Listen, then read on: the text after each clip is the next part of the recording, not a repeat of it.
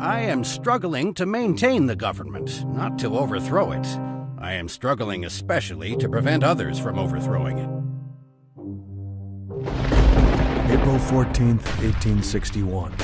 Fort Sumter, founded by Confederate batteries, surrenders. Lincoln's response is immediate. The next day, he called for 75,000 volunteers for military service.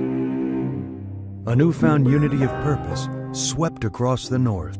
Recruitment stations were flooded with men eager to put down the rebellion. But things were different in the border states. The governors of Kentucky and Missouri refused to contribute troops.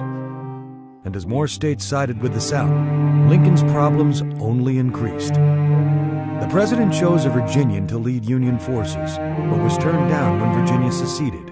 In time, the man would become the South's most famous general, Robert E. Lee.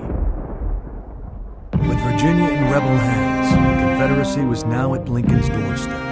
Lincoln waited anxiously for the arrival of additional troops from the North. Why don't they come? But getting to Washington meant crossing Baltimore, a Maryland city rife with secessionists. On April 19th, a Baltimore mob attacked a Massachusetts regiment, killing 4 soldiers.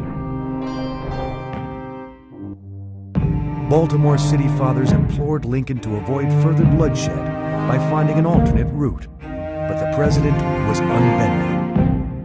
Tell your people that if they will not attack us, we will not attack them. But if they do attack us, we will return it, and severely.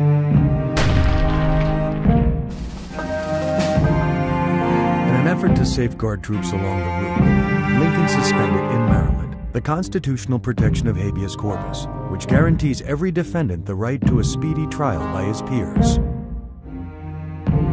A few weeks later, a Maryland man accused of blowing up bridges carrying Union forces was arrested by the military. Supreme Court Chief Justice Roger Taney, himself a Marylander, ordered the man brought before a civilian court, or else released. Taney was furious.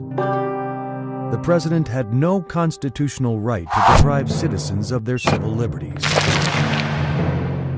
I am an old man, a very old man, but perhaps I was preserved for this occasion. But Lincoln chose to temporarily suspend this one liberty to save the Union. Often a limb must be amputated to save a life, but a life is never wisely given to save a limb. Lincoln and Taney would lock horns again in the president's naval blockade of the South.